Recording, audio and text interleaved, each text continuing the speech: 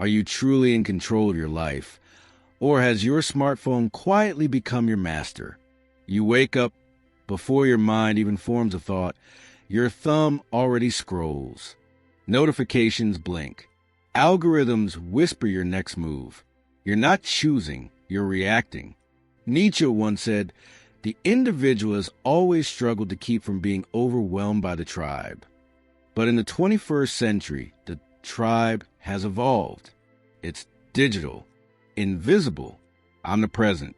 We've traded physical chains for invisible ones, woven from dopamine, convenience, and endless stimulation. Technology promised freedom. But what if it's quietly eroding the very that defines our humanity? In this video, we'll explore how Nietzsche's philosophy, his call to self-overcoming with a power and Amor Fati, can help you reclaim control in a world designed to dominate your attention. You'll discover practical ways to master technology instead of being mastered by it. Because if Nietzsche were alive today, he wouldn't delete his social media. He'd conquer it. So stay till the end, because by the time this video ends, you'll see your devices, your habits, and your will in an entirely new light. And if you're ready to awaken the part of you that refuses to be programmed, subscribe to The Hidden Self. Every week, we dive deeper into the psychological and philosophical truths modern life tries to hide. Picture this. You open your phone for just 5 minutes. 2 hours later, your coffee's cold, your mind foggy, your will gone. What happened? Technology has mastered an ancient art Nietzsche warned about, the art of seduction, not the romantic kind, the psychological one. Our attention is the new battlefield.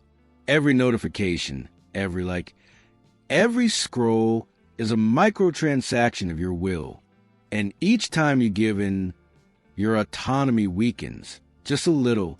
Nietzsche spoke of the last man, the human being who avoids struggle, seeks comfort, and confuses pleasure with meaning. He lives safely, consumes passively, never risks, never grows. Doesn't that sound hauntingly familiar? We become the last men with Wi-Fi, always comfortable, never challenged. We chase convenience, not creation.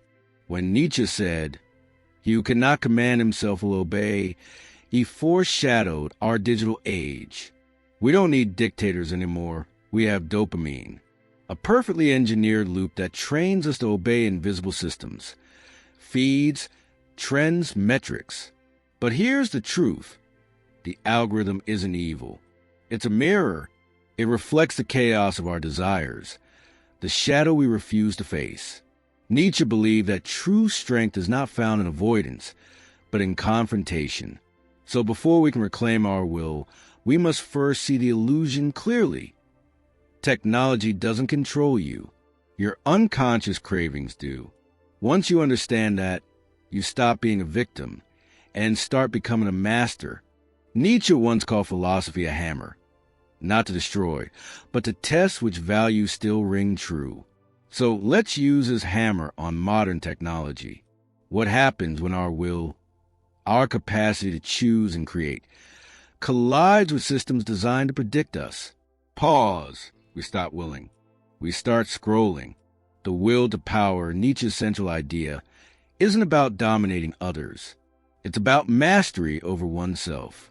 The drive to rise above comfort, to transform chaos into creation. But today, the will to power is being drained bite by bite.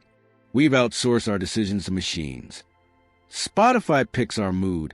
Netflix chooses our pleasure. Google finishes our thoughts. We're efficient, yes, but not alive. Nietzsche would call this the death of the inner creator. When you no longer shape your reality, reality shapes you. Think of how your phone subtly reshapes your day. It decides when you wake, what you crave, what you fear missing out on. You feel like you're choosing, but you're not. You're reacting to invisible prompts like Pavlov's dogs with prettier cages. Nietzsche's warning echoes louder than ever. Beware that, when fighting monsters, you yourself do not become a monster. In our fight against chaos, We created machines that reflect our chaos back to us. So here's the question. Will you be the one who uses a tool or the tool that gets used? If Nietzsche were alive in 2025, he wouldn't delete his social media. He'd dominate it. Because mastery isn't about rejection. It's about transformation. Let's explore how to reclaim your sovereignty in the digital world. 1. Amor Fati, love your fate, even the digital one. Nietzsche's philosophy of Amor Fati means embracing everything, even the parts that enslave you. Don't demonize technology. Understand it. Every distraction is a test of will. When you consciously resist it, your will grows stronger. 2. Self-overcoming. Nietzsche urged us to become who we are by overcoming what we are. If you're addicted to scrolling, don't just stop, replace it with creation. Turn consumption into expression. Write, paint, film, think.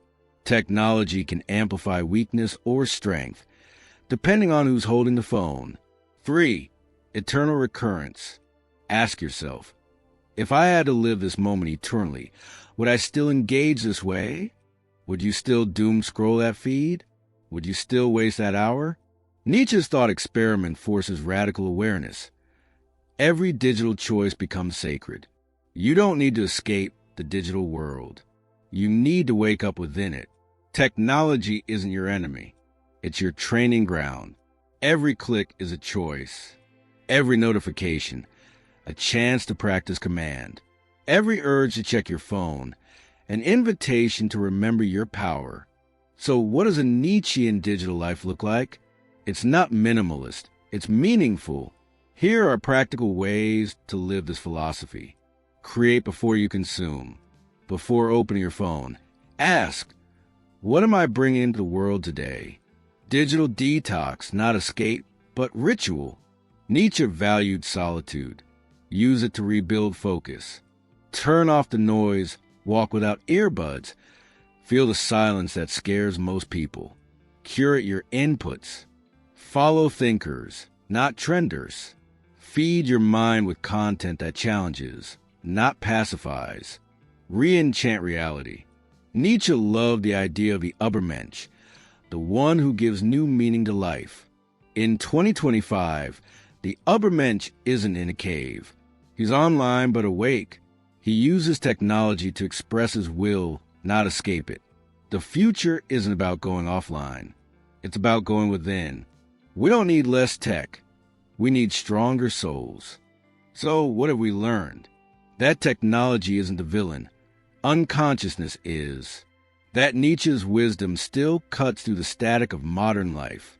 That every scroll, every search, every click can either drain your will or forge it.